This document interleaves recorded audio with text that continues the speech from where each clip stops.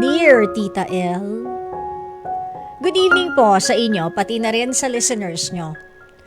Ako po si RJ at gusto ko lang po sanang humingi ng perspective ninyo, Tita L. Nagdugo yung ilong ko sa perspective. Pardon? Yes, that's exactly my, yeah.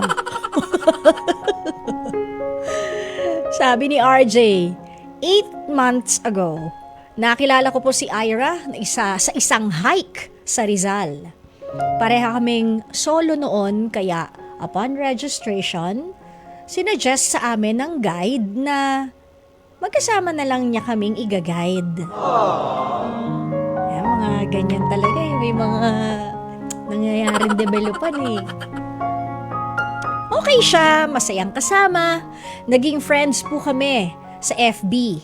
Then, nakadalawang hike na rin po kami bago kami lumabas na parang nagde-date.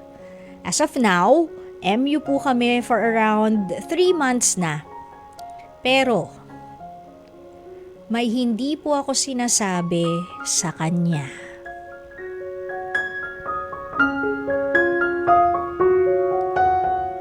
At yun nga po ang nagpapabagabag din sa aking kalooban ngayon at napapaisip tuloy ako kung mahal ko ba si Ira dahil handa na ako at pure ang feelings ko for her o baka dahil nakikita ko sa kanya ang namatay kong girlfriend 2 years ago.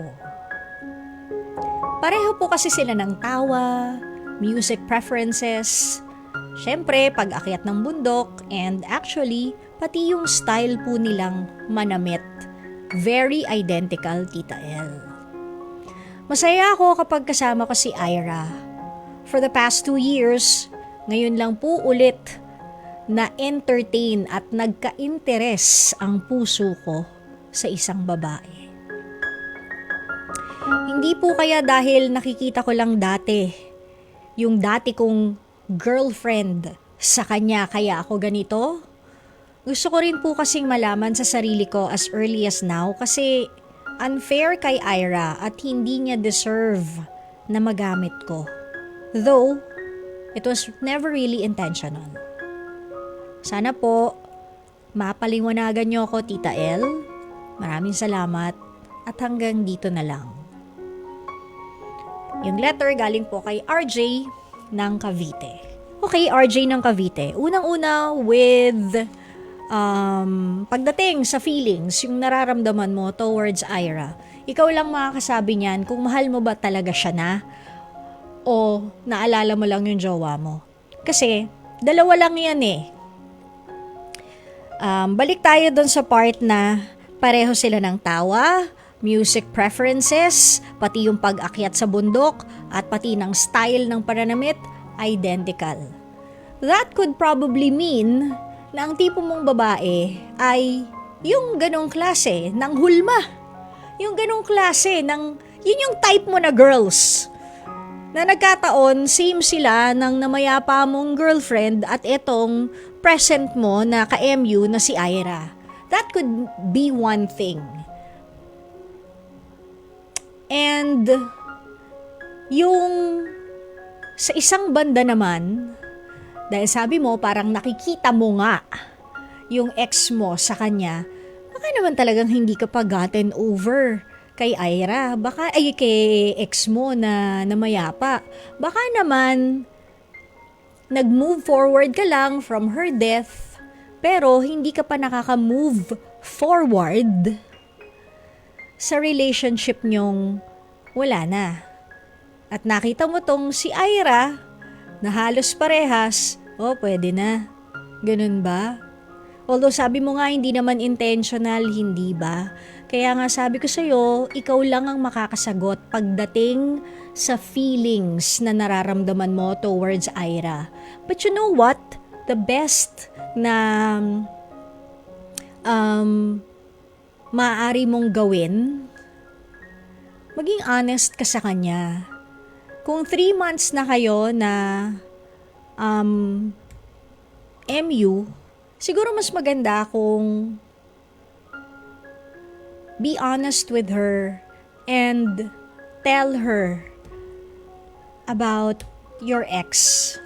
You don't have to tell her that they're the same, you know? Kasi baka mag-freak out siya eh. Baka isipin pa nga niya, baka may something to sa, utak. Baka obsessed pa siya dun sa, sa ex niya. Tapos nakikita niya lang lahat sa akin na parehas kami. You don't have to be very specific, but you can always confide and open up to her na, alam mo, ngayon lang ako ulit nakaramdam ng ganito. Kasi, yung ex ko, di naman kami nag-break ng pangit. Though pangit din yung closure for me because she passed away. Siguro mas maganda na you open up and be honest sa kanya na nagkaroon ka ng ex na namatay. And siya yung nakapagpatibok ulit or nakapagbigay ng ganong klaseng feeling sa'yo. Para at least mag-gauge mo rin. Baka nga kasi kaya lang hindi mo